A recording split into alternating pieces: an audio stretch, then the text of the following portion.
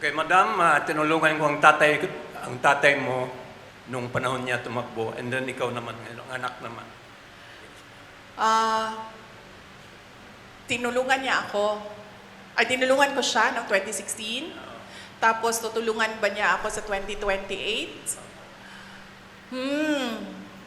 Hindi ko alam. Dahil noong 2022,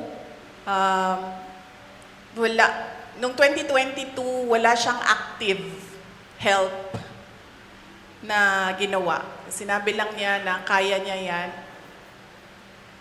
Na yun din ang sinasabi niya hanggang ngayon, kaya niya yan. So heartwarming, no? Pag ang magulang mo, ganyan lang yung sinasabi, kaya mo yan.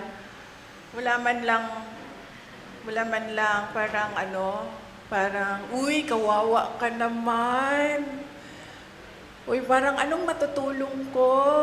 Uy, kailangan mo ba ng doktor, abogado?